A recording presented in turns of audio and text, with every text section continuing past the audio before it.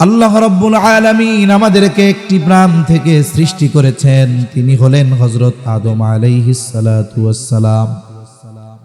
কারণ হাদিসের মধ্যে এসেছে, নবীজি সাল্লাল্লাহু আলাইহি ওয়াসাল্লাম বলেন, আল্লাহ তাআলা আদম আলাইহিস সালাতু ওয়াস সালামকে সৃষ্টি করেছেন মাটি থেকে, আর আমাদেরকে সৃষ্টি করেছেন আদম আলাইহিস সালাম থেকে। বলে এটা কিভাবে হলো? হাদিসের মধ্যে আসছে, নবীজি সাল্লাল্লাহু আলাইহি ওয়াসাল্লাম বলেন, আল্লাহ তাআলা আদম আলাইহিস সালামের পৃষ্ঠদেশ তথা পিঠ থেকে আল্লাহ তাআলা কিয়ামত পর্যন্ত যত মানুষ আসবে, যত মানুষ দুনিয়াতে আছে, যত মানুষ দুনিয়া থেকে চলে গেছে, আল্লাহ তাআলা সকলের রূহ আদম আলাইহিস সালামের পৃষ্ঠদেশ তথা পিঠ থেকে আল্লাহ বের করেছে। আর মানুষের মূল হলো তার রূহ। মানুষের মূল কি? রূহ। এটাই বাস্তবতা, ওটাই হলো মানুষের মূল। বলে রূহ হলো আমাদের মূল। এই দৃষ্টিকোণ থেকে আল্লাহ তাআলা কোরআনুল কারীমের মধ্যে আরো জানায় দেন, وخلق منها زوجها وبث منهما رجالا كثيرا ونساء। আল্লাহ তাআলা বলেন, তিনি আদম আলাইহিস সালাম থেকে তার সঙ্গিনীকে বাহির করেছেন। প্রথম বিষয় মনে রাখতে হবে, একটা হলো রূহ আর একটা হলো দেহ।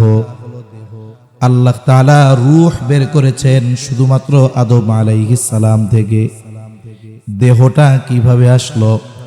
আল্লাহ তাআলা বলেন, ওয়াখালাকা মিনহা যাওজাহা, তিনি তার থেকে তার জোড়াকে সৃষ্টি করলেন, বাহির করলেন, সৃষ্টি করলেন তার জোড়া। এইবার এই দুইজনের মাধ্যমে আল্লাহ তাআলা ওয়াবাসসা মিনহুমা রিজালান কাসীরা ওয়া নিসা, এই দুইজনের মাধ্যমে আল্লাহ তাআলা নারী পুরুষের বিস্তার ঘটাইছেন বিশ্বব্যাপী। তাহলে আমাদের মূল কি? জোরে বলেন রূহ। জোরে বলেন মূল কি? রূহ। সকলের রূহ বের হইছে কার থেকে? আদম আলাইহিস সালামের থেকে।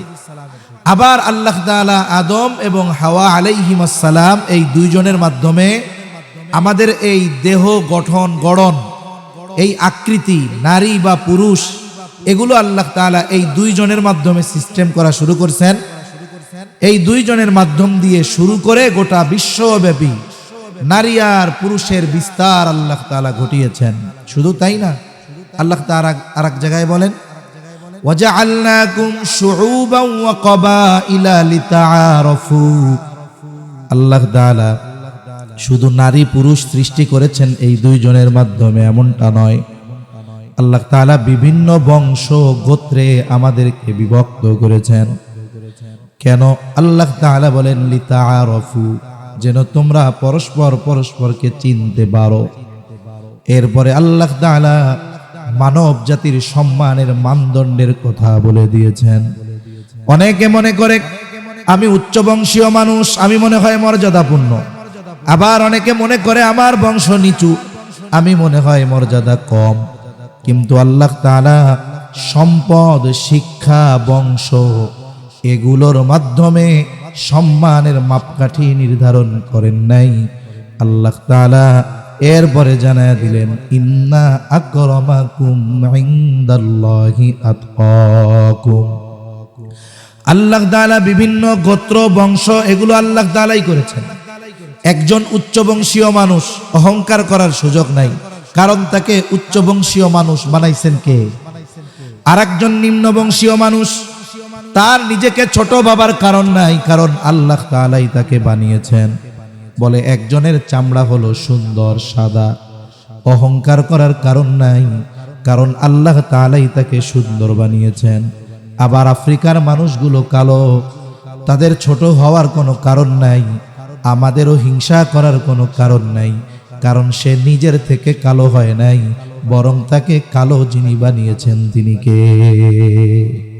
এজন্য যেই মানুষগুলো বংশ, সম্মান, শিক্ষা, টাকা পয়সা এগুলাকে সম্মানের মাপকাঠি মনে করে, আল্লাহ তাআলা তাদেরকে জানায়া দিচ্ছেন, শোনো, এই যে বিভিন্ন বংশ গোত্রে বিভিন্ন কালারে আমি যে আল্লাহ তাআলা তোমাদেরকে সৃষ্টি করেছি, বিভিন্ন গোত্রে বিভক্ত করেছি, বিভিন্ন কালারে তোমাদেরকে যে আলাদা আলাদা করছি, এটা মনে করো না যে সুন্দর হইলেই আমি আল্লাহর কাছে সম্মানিত। বরং আল্লাহ তাআলা এর পরপর জানিয়ে দিয়েছেন, ইন্না আকরামাকুম ইনদাল্লাহি আতকাকুম, তোমাদের মধ্যে আল্লাহ তাআলার কাছে সম্মানিত কে? বলে যার যত বেশি তাকওয়া সে তত বেশি সম্মানিত। সুবহানাল্লাহ। তাহলে প্রথমে আমরা বলতেছিলাম যে মানুষের সাথে মানুষের সৃষ্টিগত একটা সম্পর্ক আছে। এই সৃষ্টিগত সম্পর্ক সবার সাথে সবার আছে, সব ধর্মের মানুষের সাথে আছে। কিন্তু আল্লাহ তাআলা দুনিয়ায় পাঠানোর পর আরেকটা সম্পর্ক রেখেছেন, বলে সেটার নাম হলো ঈমানি সম্পর্ক। সেটার নাম কি? ঈমানি সম্পর্ক। মনে রাখবেন, ঈমানের সম্পর্ক এতটা মজবুত, ঈমানি বন্ধন এতটা মজবুত, আল্লাহ সুবহানাহু ওয়া তাআলা রাসূলুল্লাহ সাল্লাল্লাহু আলাইহি ওয়াসাল্লাম হাদিসের মধ্যে, আল্লাহ তাআলা কোরআনুল কারীমের মধ্যে এই ঈমানি বন্ধনওয়ালা মানুষগুলাকে পরস্পর ভাই বলে অভিহিত করেছেন। সুবহানাল্লাহ বলে। ঈমানি বন্ধনের ভাই যে অনেক সময় আপন ভাইয়ের চাইতে তার সাথে সম্পর্ক বেশি থাকে। কেন? বলে আপন ভাই রক্তের সম্পর্কের। ও যদি কখনো ইসলাম বিদ্বেষী কোনো কাজ করে, ও যদি ইসলামের বিরুদ্ধাচরণ করে, ও যদি কোরআনের বিপক্ষে চলে যায়, ও যদি নবীর বিপক্ষে চলে যায়, ও যদি ইসলামের বিপক্ষে চলে যায়, ইমানদার রক্তের আপন ভাই হলেও তার সাথে সম্পর্ক ছিন্ন করতে দ্বিধা দ্বন্দ্বের মধ্যে পড়ে না। ঠিক কিনা বলে? এজন্য ঈমানি বন্ধন মজবুত বন্ধন। রক্তের বন্ধনও যেখানে ফেল মেরে যায়, যেমন রাসূলুল্লাহ সাল্লাল্লাহু আলাইহি ওয়াসাল্লাম হিজরত করে যখন মক্কা থেকে মদিনায় এসেছেন, মদিনায় আসার দ্বিতীয় বছর ঐতিহাসিক বদরের যুদ্ধ সংগঠিত হয়। বদরের যুদ্ধের ইতিহাস লম্বা ইতিহাস। প্রথম অবস্থায় মূল কথা হলো, বদরের মতো বড় যুদ্ধ কাফেরদের সাথে হওয়ার কথা ছিল না, সম্ভাবনাও ছিল না। মূলত ছোট্ট একটা কাফেলা আবু সুফিয়ানের বাণিজ্যিক কাফেলাকে ধাওয়া করার জন্য গিয়েছিল। যখন আবু সুফিয়ান টের পাইছে আমার এই কাফেলা শত্রুর দ্বারা আক্রান্ত হতে পারে, মক্কায় খবর পাঠিয়ে দিয়েছে, আবু জেহেল আমার কাফেলা তো আক্রান্ত হওয়ার সম্ভাবনা আছে, তোমরা সাহায্যের জন্য ফোর্স পাঠাও, বাহিনী পাঠাও। আবু জেহেল শক্তিশালী এক বাহিনী নিয়ে চলে আসছে। 1000 সশস্ত্র সৈন্য নিয়ে আবু জেহেল চলে আসছে, রওনা দিয়ে দিয়েছে।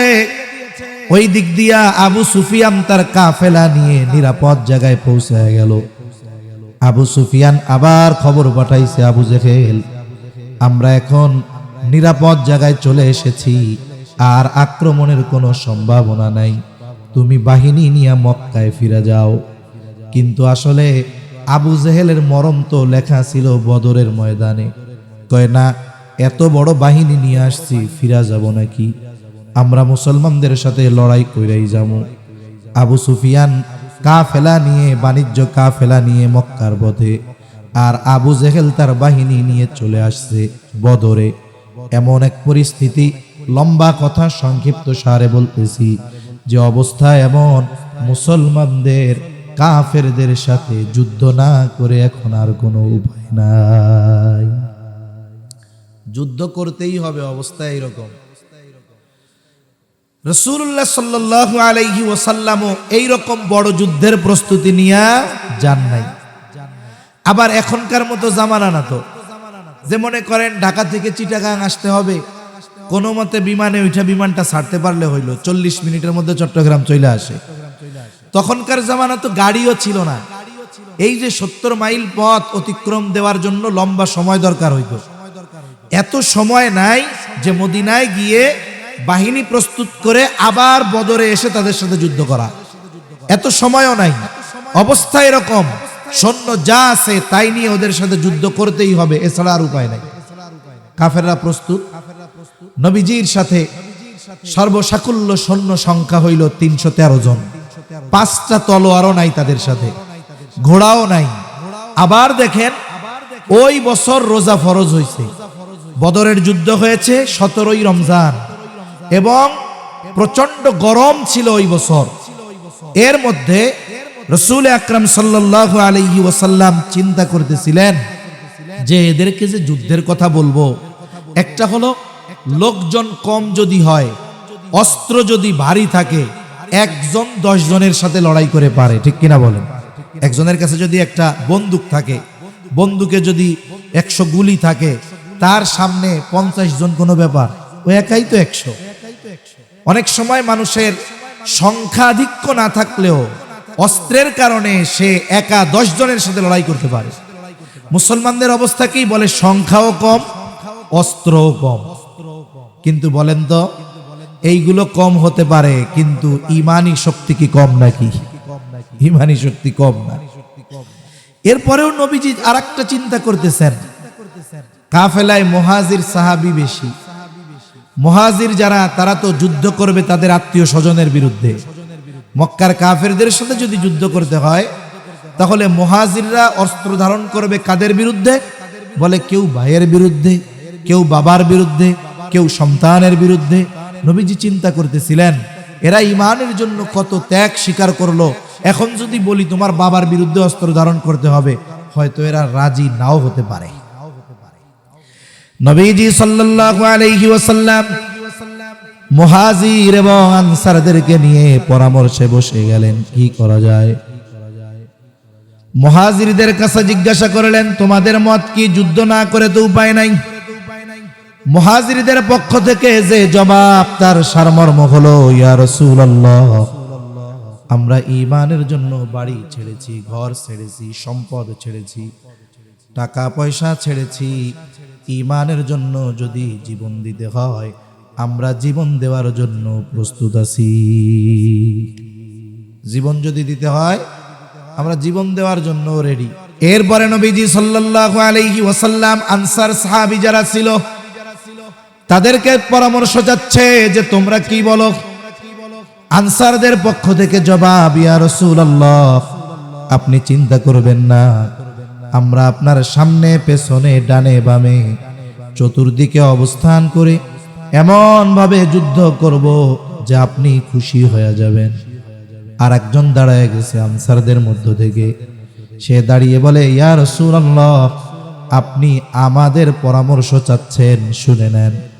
আপনি যদি আমাদের সকলকে সমুদ্রের পাড়ে দাঁড় করায় দেন, সমুদ্রের পাড়ে দাঁড় করিয়ে যদি আপনি নির্দেশ দেন যে তোমরা এখনই সমুদ্রের মধ্যে ঝাঁপায় পড়ো, ইয়া রাসূলুল্লাহ, এই নির্দেশ দেওয়ার পরে আপনি তাকিয়ে দেখবেন আপনার নির্দেশের পরে একজন ব্যক্তিও সমুদ্রের পাড়ে দাঁড়িয়ে থাকবে না। আপনি নির্দেশ দেওয়ার সাথে সাথে সবাই সমুদ্রের মধ্যে মুহূর্তের মধ্যে ঝাঁপায়া পড়বে। রাসূল সাল্লাল্লাহু আলাইহি ওয়াসাল্লাম প্রথমে চিন্তা করতেছিলেন যে এরা কি যুদ্ধ করতে রাজি হবে নাকি। রাসূল সাল্লাল্লাহু আলাইহি ওয়াসাল্লাম যখন দুই পক্ষের পরামর্শ করার পরে দুই পক্ষেরই মত পাইছেন, এক চিন্তা দূর হয়েছে। এখন সৈন্য সামন্তের সংখ্যা কত? বলে সৈন্য সামন্তের সংখ্যা হয়েছে 313 জন। কয়জন? 313 জন। এখন যুদ্ধের ময়দানে রাসূল সাল্লাল্লাহু আলাইহি ওয়াসাল্লাম চলে গেছেন। এই 313 জনের মধ্যে একজন সাহাবী, স্পেশাল ভাবে জান্নাতের সুসংবাদ প্রাপ্ত 10 জনের একজন, ওনার নাম হলো আবু উবাইদা ইবনুল জাররাহ রাদিয়াল্লাহু তাআলা আন। উনিও যুদ্ধের ময়দানে কাফেরদের সাথে যুদ্ধ করতেছে। হঠাৎ খেয়াল করে দেখে কাফেরদের পক্ষে মুসলমানদের বিপক্ষে যুদ্ধ করার জন্য তার বাবা জাররাহ কাফেরদের পক্ষে যুদ্ধ করার জন্য আসছে। এইবার আবু উবাইদা তার বাবা জাররাকে বারবার খেয়াল করতেছে যে সে কি করে।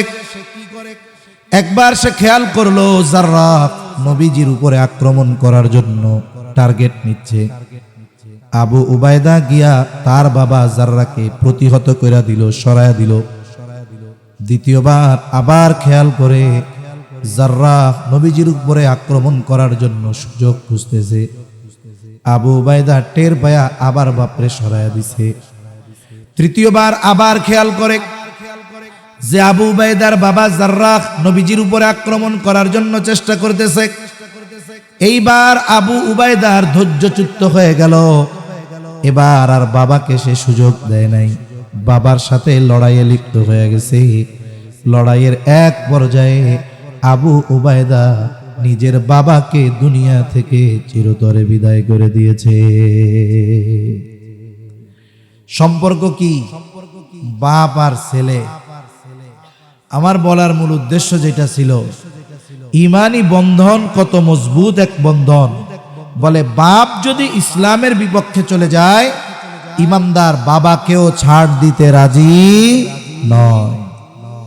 এজন্য সৃষ্টিগত বন্ধনের চাইতে ইমানি বন্ধন এটার পাওয়ার বেশি। এটার সম্পর্ক কি? বলে এই মুমিন যারা এরা পরস্পর পরস্পর ভাইয়ের মতো। আবু উবাইদা ইবনুল জাররাহ রাদিয়াল্লাহু তাআলা আনহু সাইজ করে দিছে। এই ঘটনা সহ আরো কয়েকটা ঘটনাকে কেন্দ্র করে আল্লাহ তাআলা কোরআনুল কারীমের মধ্যে আবু উবাইদা ইবনুল জাররাহর প্রশংসা করছে। সুবহানাল্লাহ বলে। তাহলে বোঝা গেল ইমানি সম্পর্কের মূল্য বেশি না কম? এখন বলেন, ইমানের কারণে আমাদের মধ্যে যেই সম্পর্কটা, এই সম্পর্কটা তো সুন্দর এক সম্পর্ক হওয়ার কথা ছিল। পারস্পরিক হৃদ্রতা, মোহাব্বত, ভালোবাসা, একে অপরের প্রতি আন্তরিকতা সর্বোচ্চ থাকার কথা ছিল, ঠিক কিনা বলেন? কিন্তু আফসোস, এই পৃথিবী থেকে অমুসলিমদের কথা বাদ দেন, আমরা মুসলমানদের মধ্যে কত দ্বন্দ্ব। এক মুসলমান অপর মুসলমানকে কষ্ট দিচ্ছে, বকা দিচ্ছে, হত্যা করে ফেলতেছে, দ্বিধাদ্বন্দ্বের মধ্যে পড়তেছে না। আর এক মুসলমানকে কষ্ট দেওয়া তার নিজের কাছে খারাপও লাগতেছে না, অথচ সে নিজেকে পাক্কা মুসলমান দাবি করতেছে। কিছু বিষয় আছে দাবি করার বিষয় নয়। মনে করেন একজন একেবারে তার চেহারাটা পুরা কড়াইয়ের কালির মতো কালো, মনে করেন লোকটা কি কালো, কথা বুঝেন তো? আমাদের এলাকায় আছে অনেকের নাম রাখে ধলা মিয়া। ধলা মানে কি গন্ধ? সাদা সাদা। এখন তার চেহারা হইল পুরো কালা, নাম দিছে ধলা মিয়া। এখন ও যদি বলে, হ্যাঁ রে মিয়া আমি হলাম ধলা, কেন আমার আব্বা মা নাম রাখছে না ধলা? এখন বলেন তো বাস্তবে সে কি ধলা নাকি? যতই নিজেরে বলুক আমি ধলা মিয়া বা সাদা মিয়া, কিন্তু চামড়া তো তার কালো। তাহলে বোঝা গেল প্রকৃতপক্ষে সাদা হওয়ার জন্য দাবি করলে হবে না। যদি তার চামড়াটা সাদা হইতো, নাম যদি কালা মিয়াও হইতো, মানুষ তারে সাদা কইতো, ঠিক কিনা বলেন? তার মানে অনেকে মনে করে মুসলমান এটা শুধু দাবির বিষয়, কিন্তু বিষয়টা এমন নয়। আমার মধ্যে মুসলমানের কোয়ালিফিকেশন থাকতে হবে, মুসলমানের যোগ্যতা থাকতে হবে। আমার মধ্যে যদি মুসলমানের সেই কোয়ালিটি গুলো না থাকে, কোয়ালিফিকেশন গুলো না থাকে, আমি যতই চিল্লাই না কেন আমি মুসলমান, আমি ভালো মানুষ, আমি দিনদার, আমার দাবি করতে পারি আমি, কিন্তু বাস্তবে মুসলিম দিনদার হওয়া আমার জন্য সম্ভব নয়। এজন্য নবীজি সাল্লাল্লাহু আলাইহি ওয়াসাল্লাম প্রকৃত মুসলমান কারা তাদের কথা নবীজি জানিয়ে দেন। নবীজি সাল্লাল্লাহু আলাইহি ওয়াসাল্লাম বলেন, আল মুসলিমু মান সালিমাল মুসলিমুনা মিন লিসানিহি ওয়া ইয়াদিহি। নবীজি সাল্লাল্লাহু আলাইহি ওয়াসাল্লাম বলেন, প্রকৃত মুসলমান হলো সে, বলে যার হাত, জবান এবং হাতের অনিষ্ট থেকে অপর মুসলমান নিরাপদ থাকে। আমার জবান এবং হাতের অনিষ্ট থেকে অপর মুসলমান যদি অনিরাপদ থাকে, তাহলে আমি প্রকৃত মুসলমান হতে পারি নাই। আমি যত নামাজ রোজা করি না কেন, আমি যত ইবাদত করি না কেন, আমি যদি অপর মুসলমানকে কষ্ট দেই কথার দ্বারা, আমার হাতের দ্বারা, অঙ্গ প্রত্যঙ্গের দ্বারা, বলে কাজ হবে না। নবীজির কাছে দুইজন মহিলার কথা নিয়ে আসা হয়েছে। বলা হচ্ছে, ইয়া রাসূলুল্লাহ সাল্লাল্লাহু আলাইহি ওয়াসাল্লাম, একজন মহিলা সে কোনো ইবাদত বাদ দেয় না, ফরজ ইবাদতের সাথে সাথে অতিরিক্ত সব নফল ইবাদত গুলো করে, কিন্তু তার একটা বদ অভ্যাস, সে প্রতিবেশীকে কষ্ট দেয়। আর একজন মহিলা সে অনেক নফল ইবাদত করে না, যেগুলো না করলেই নয় জরুরি ফরজ, এইগুলা করে, কিন্তু সে মানুষকে কষ্ট দেয় না, প্রতিবেশীর সাথে ভালো ব্যবহার করে। ইয়া রাসূলুল্লাহ, এই দুইজনের মধ্যে কে বেশি উত্তম? নবীজি বলেন, ইবাদত যে কম করে, মানুষের সাথে ভালো ব্যবহার করে, নবীজি বলেন ওই মহিলা বেশি উত্তম। তাহলে দেখছেন, আমরা ইবাদত করি, তাহাজ্জুদ পড়ি, আওয়াবিন ইশরাক সব পড়ি, কিন্তু আরেক মুসলমানরা আমরা কষ্ট দেই। জবানের দ্বারাও হতে পারে, অঙ্গ প্রত্যঙ্গের দ্বারাও হতে পারে। বলেন তো, এই নামাজ পড়ে, এই ইবাদত করে বাস্তবিক অর্থে প্রকৃত মুসলমান হওয়া যাবে? যাবে না। রাসূলুল্লাহ সাল্লাল্লাহু আলাইহি ওয়াসাল্লাম জানায় দেন, আমরা মুসলমানদেরকে বিভিন্নভাবে কষ্ট দেই। কষ্ট অনেক সময় আঘাতের মাধ্যমে দেই, অনেক সময় জবানের মাধ্যমে দেই। নবীজি বলেন, সিবাবুল মুমিনি ফুসুক ওয়া কিতালুহু কুফর।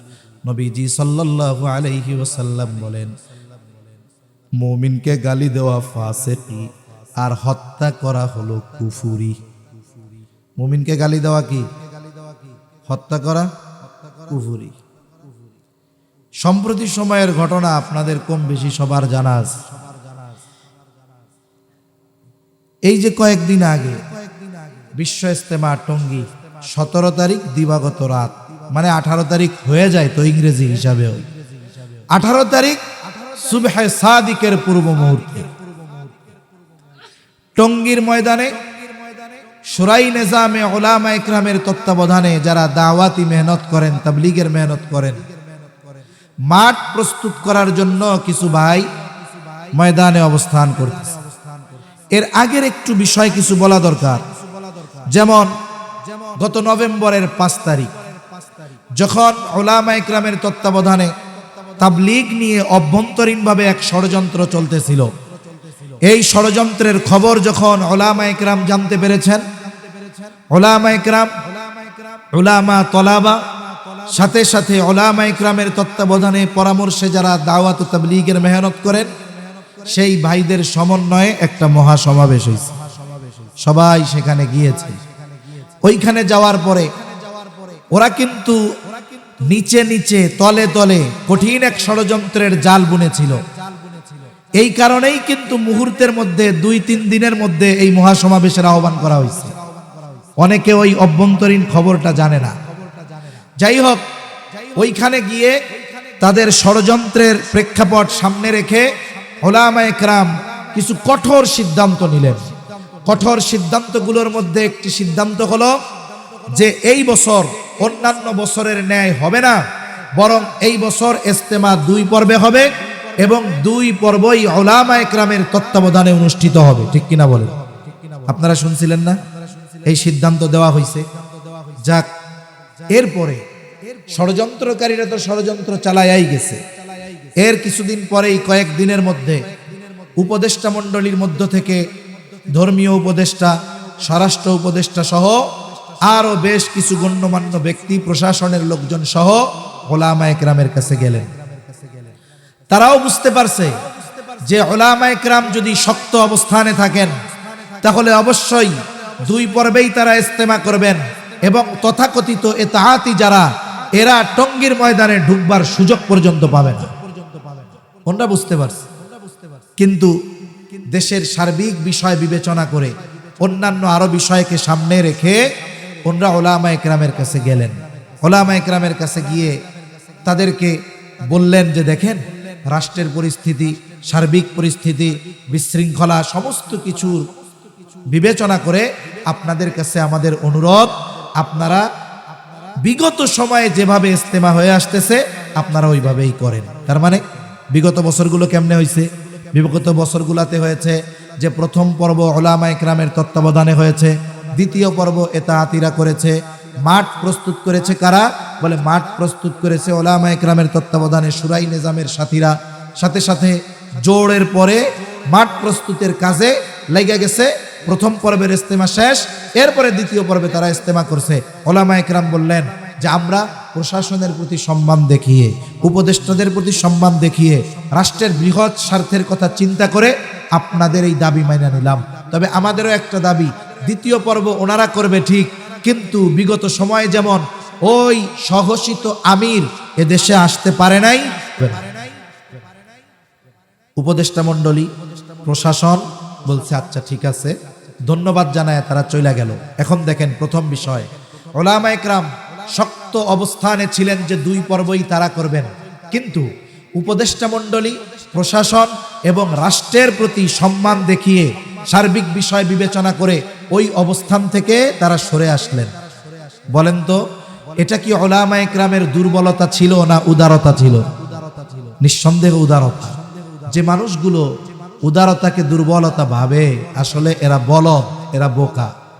যখন উলামা ইকরাম সিদ্ধান্ত থেকে সরে আসছে, ওরাও অভ্যন্তরীণভাবে চিন্তা করতেছে তাইলে আমরাও যদি আর একটু চাপ দিতে পারি, তাইলে আমরাও ইজতেমার ময়দানে আগে গিয়া জোর কইরা ওইখানে অবস্থান নিয়ে ইজতেমা করব, সাথে সাথে আমরা সাদ কান্দলবিকেও আনতে পারবো। ওরা মনে করছে প্রশাসনের চাপে ভয়ে উলামা ইকরাম 2 পর্বের ইজতেমা থেকে দূরে সরে আইসা 1 পর্বে রাজি হয়েছে। আসলে কি বিষয়টা তাই ছিল নাকি? রাষ্ট্রের কথা বিবেচনা করে, প্রশাসনের প্রতি রেসপেক্ট দেখিয়ে, এদিক দিয়ে ওরা আবার সমন্বয়ক যারা আছে, ছাত্র এদের নেতা যারা আছে, ওদেরকে ভুলভাল বুঝায়া ওই টঙ্গীর ইজতেমার ময়দানে যেখানে অবস্থান করতেছিল শোরাই নিজামের সাথীরা, যারা মাঠ প্রস্তুত করতেছিল, ওরা চিন্তা করছে ওদেরকে হটায়া ওই জায়গায় জোড় করার নামে ঢুইকা মাঠ দখল দিয়ে দিবে। এই ইচ্ছা তাদের। বুঝাইছে কাদের? বুঝাইছে গিয়া হাসানাত, আব্দুল্লাহ, সার্জিস আলম সহ যারা নেতৃত্ব স্থানীয় ছাত্র বৈষম্য আন্দোলনের আছে, এদেরকে বুঝাইছে। যাক, এরাও মোটামুটি তাদের সাথে কথা বলছে যে আচ্ছা ঠিক আছে, আপনাদের বিষয়গুলো জানলাম, যেহেতু এই জায়গায় দ্বিপাক্ষিক একটা বিষয় আছে, গভীর রাত 1টা-1:30টার দিকে ওই টঙ্গী থেকে তাদের সাথে আলোচনা করে ওরা আসছে গিয়া কাকরাইলে উলামা ইকরামের সাথে আলোচনা করবে যে পরিস্থিতি তো এই, এদেরকে একটু সুযোগ দেওয়া যায় কিনা। এদিক দিয়ে ওরা আবার ওদের বইলা রাখছে যে শুনেন, আমরা চূড়ান্ত কোনো সিদ্ধান্ত দেওয়ার আগে আপনারা মাঠে ঢুকবেন না। এই বিষয়টা প্রশাসনও জানে, ছাত্র নেতারাও জানে, অন্যান্য সবাই জানে। আলোচনা চলতেছে উলামা ইকরামের সাথে। 2:45-3টার দিকের ঘটনা, রাত। ইতিমধ্যে কি হলো, কোনো সিদ্ধান্ত আসার পূর্বেই ওরা সশস্ত্র অবস্থায় ওখানে সারা দেশ থেকে গোপনে হাজার হাজার মানুষকে নিয়ে গেছে ওই জায়গায়। ওই রাত্রে আবার আমি এক জায়গা থেকে কুমিল্লা থেকে প্রোগ্রাম করে রাতের বেলায়, পরের দিন 18 তারিখ দুপুর বেলায় প্রোগ্রাম ময়মনসিংহ ফ্লাইওভারের উপর দিয়ে যাচ্ছি। ইজতেমার পাশেই যে ফ্লাইওভার, স্টেশন রোডের উপর দিয়া, ওখানে দেখলাম হাজার হাজার মানুষ রোডের পশ্চিম পাশে দাঁড়িয়ে ময়দানের দিকে তাকায় আছে। কি জানি দেখে, আমরা তো রানিং গাড়িতে, ছোট গাড়ি, কিছু দেখাও যায় না, বুঝতে পারতেছি না। তখন যে ওইখানে ওই কাহিনী ঘটতে সেটা আমরা তখনও জানি না। তা কি হলো, কোন সিদ্ধান্ত আসার পূর্বেই ওরা পশ্চিম দিকের টিনের যে বেড়া ভেঙে ভিতরে ঢুকে গেল। হাতে কি মোটা মোটা লাঠি, সাথে কয়েকজন রড নিছে, এই রকম লম্বা লম্বা কিরিস রামদাও নিয়ে ঢুকছে ভিতরে। চিন্তা করেন, সিদ্ধান্ত আসার পূর্বে কি হলো। ফজরের নামাজের পর এমনিতেই একটু মোবাইলটা খুলছি, ইতিমধ্যে নোটিফিকেশন আসলো যে দেখলাম যে অলরেডি আমাদের কিশোরগঞ্জের এক ভাইকে বুকের মধ্যে, পেটের মধ্যে ছুরি ঢুকায়া, ছুরি এরকম মুড়াইছে, বুঝেন তো, ঢুকাইছে পেটের মধ্যে এইভাবে মুড়াইছে, মাত্রাতিরিক্ত রক্তক্ষরণে আমাদের ওই ভাই ইন্তেকাল করেছে। অপর দিক দিয়ে আরো কয়েকজন হত্যা করেছে, 4 জন অফিসিয়াল ভাবে ঘোষণা দেওয়া হয়েছে, আরো কতজন আহত হয়েছে। একটু চিন্তা করেন, 2018 সালে 1 ডিসেম্বর এই অকারেন্স তারা একবার করেছিল। এরপরে তারা যখন ক্ষমা চাইছে, মাফ করে দেওয়া হয়েছে, চুপচাপ স্বাভাবিক গতিতে আবার চলতেছিল। আবার এদেরকে কারা উস্কানি দিয়ে দেশের পরিবেশকে অস্থিতিশীল করার জন্য, এই পরিবেশকে অশান্ত করার জন্য কারা উস্কানি দিল, কাদের উস্কানিতে এগুলো তারা করলো, এই বিষয়টা আমাদের দাবি প্রশাসন নিখুঁতভাবে খুঁজে বের করে উস্কানিদাতা সহ এই অপরাধের সাথে যারা জড়িত তাদেরকে যথোপযুক্ত শাস্তি দিতে হবে। ঠিক কিনা বলে? এখন কি হইল, ওরা তো ভেতরে ঢুকে গেছে, অপর দিক দিয়ে ওদের কাছে ফোন আসছে যে কাহিনী তো এই, গ্যাঞ্জাম শুরু হয়ে গেছে ভিতরে। যারা ছিল ময়দানে তারা কেউ ঘুমে, কেউ তাহাজ্জুদ পড়তেছে, অল্প কিছু সাথী পাহারা দিচ্ছে। এইভাবে ঘুমন্ত নিরস্ত্র মানুষগুলাকে নির্মমভাবে পিটিয়ে হত্যা করে আহত করে মাঠ থেকে বের করা হয়েছে। এক ভাই প্রত্যক্ষদর্শী জেনারেল মানুষ, উনি বক্তব্য দিচ্ছেন যে এখানে ওরা যখন ঢোকার পরে আমাদের সবার মোবাইল নিয়ে গেছে, টাচ ফোন প্রায় 100-র মতো, বাটন ফোন প্রায় 200-250 নিয়ে ব্যাগের মধ্যে ভরছে। বলে আহা, একজনকে পিটাইতে দেখলাম মোটা লাঠি দিয়ে এত পরিমাণ পিটাইছে যে তার পাটা ভেঙে গেছে, হাড্ডি ভেঙে রক্ত শুধু না, বলে রক্তের মধ্যে যে হাড্ডির মধ্যে যে ক্যালসিয়াম আছে এইটা জোরে জোরে পড়তেছে। কি নৃশংস এক দৃশ্য যে এই মানুষগুলো যারা মানুষকে আল্লাহর পথে ডাকে, এই মানুষগুলো লাঠি হাতে এইভাবে মানুষকে পিটাইতে পারে, এটা আমরা কল্পনাও করতে পারি না। একটু চিন্তা করে দেখেন। উপরন্ত কেন বলতেছি কথাগুলো? মুমিনকে হত্যা করা কুফরি, একটা গোনা, কবিরা গোনা। একজন কবিরা গোনা করে, কিন্তু গোনাকে গোনা মনে করে যে এটা কবিরা গোনা, সে বিশ্বাস করে, আবার ওই গোনাটা করে। তাহলে কি হবে? বলে গোনা করার কারণে সে পাপী হবে, তবে এই গোনাকে কবিরা গুনাহ মনে করার কারণে সে বেঈমান হবে না। কথাটা বুঝতে পারছেন? কিন্তু আরেকজন একটা কবিরা গুনাহ করে না, মনে করেন মদ খাওয়া হারাম, একজন মদ খায়, মদকে হারাম জেনেই খায়, তাহলে তার বড় গুনাহ হলো ঠিক, কিন্তু সে বেঈমান হলো না। কিন্তু আরেকজন মদ খায় না, কিন্তু মদকে হারাম মনে করে না, তাহলে কি হবে? বলে তার ঈমান থাকবে কিনা সন্দেহ আছে, ঠিক কিনা বলেন? এই ইতাআতীদের একজন একটা বই লিখছে, বইয়ের মধ্যে সে লিখছে যে যারা সাদ কান্দলবিকে আমির মানে না, বলে এদেরকে হত্যা করা ওয়াজিব। নাউজুবিল্লাহ। লিখছে একজন আলেম, আব্দুল্লাহ মাসরুর কাসেমি নাকি তার নাম। এখন লিখছে যে যারা সাদ সাহেবকে আমির মানে না, এদের হত্যা করা কি, জোরে বলেন, ওয়াজিব। লিখছে তারা। এখন এই কথা যখন সাধারণ আওয়াম মানুষদেরকে শোনানো হয়েছে যে শোনো, এই ইতাআত সাধারণ ইতাআত না, ওনারা যদি আমির না মানো কত বড় অপরাধ, বলে হত্যাযোগ্য অপরাধ হয়। আওয়াম মানুষ তো বুঝে না, এই জন্য এরা এখন মনে করতেছে কি যে যারা সাদ সাহেবকে আমির মানে না তাদের হত্যা করা কি ওয়াজিব। এখন এই কাজ যদি করে তাহলে তো সওয়াব হবে, ঠিক না? এক ভাই বলতেছিলেন, উনি শুনছেন আর কি কোন এক ভিডিওর মধ্যে, ওরাও তো ভিডিও করছে কিছু, বলে ছাত্র তলাবা ওলামাদের পিটাইতেছে আর বলে শোন এরা হলো সব ওলামায়ে সু, এদেরকে মারলে সওয়াব হবে। এখন বলেন তো, যারা হত্যা করছে এরা যদি সত্যই ফজিলত মনে করে হত্যা করে থাকে, এমনি তো হত্যা করছে বড় গুনাহ হইল, আবার যদি ফজিলত মনে করে হত্যা করে থাকে, এখন এদের ঈমান আছে কিনা এটা নিয়েই তো সংশয় আছে। কথা কি বুঝাইতে পারি নাই মনে হয়? এজন্য বিষয় হলো ভাই, নবীজি সাল্লাল্লাহু আলাইহি ওয়াসাল্লাম বলেন সিবাবুল মুমিনি ফুসুকুন ওয়া কিতালুহু কুফর। এক মুমিন অপর মুমিনকে গালি দিবে, বলে এটা ফাসিকি, হত্যা করবে, বলে এটা হলো কুফরি কাজ। এই জন্য আমাকে আপনাকে সতর্ক থাকতে হবে, আমি আমার জবান দিয়ে কখনো কোনো মুমিন ভাইয়ের উপরে বকা দিব না, খারাপ আচরণ করব না, আবার কখনো আমি তার উপরে কখনো আঘাত করব না।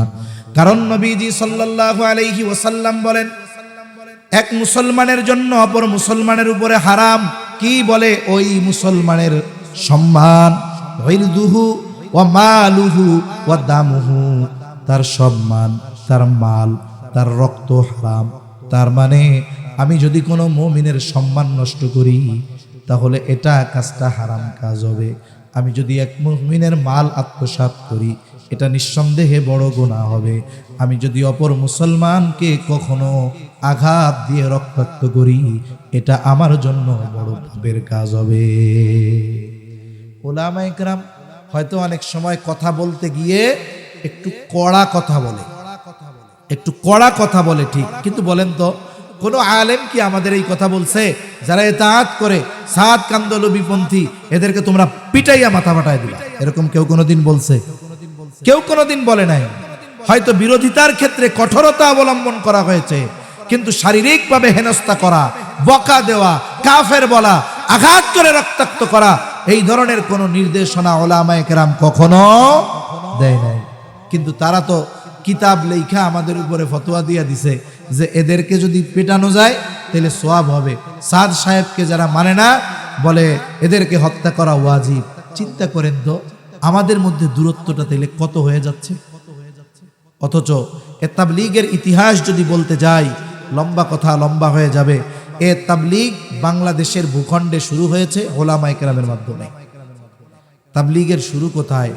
বলে শামসুল হক ফরিদপুরি সদর সাহেব হুজুর রহমাতুল্লাহি আলাইহি গওহরডাঙ্গার জমিনে শুয়ে আছেন শামসুল হক ফরিদপুরি রহমাতুল্লাহি আলাইহি।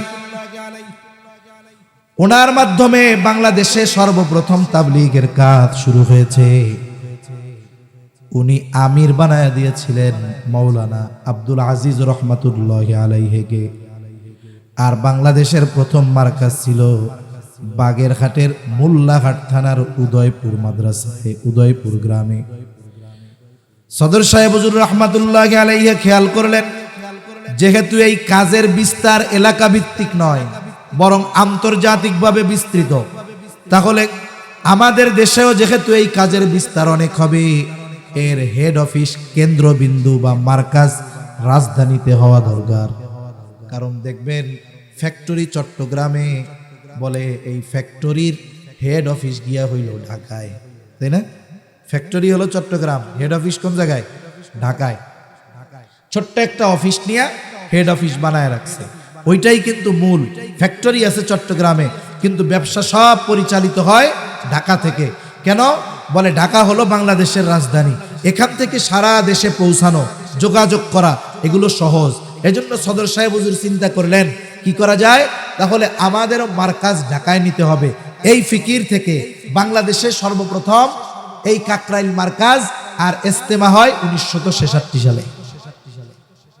তাহলে দেখেন এই কাজ এদেশে শুরু হয়েছে আলেমদের হাত ধরে। আলেমরা আস্তে আস্তে আওয়ামদেরকে জুড়াইছে। কি পরিমাণ আওয়ামদের জুড়ানো হয়েছে, মানুষেরা দ্বীনের পথে আসছে। আলেম ওলামাও তাদেরকে সর্বোচ্চ রেসপেক্ট করেছে, সম্মান করেছে।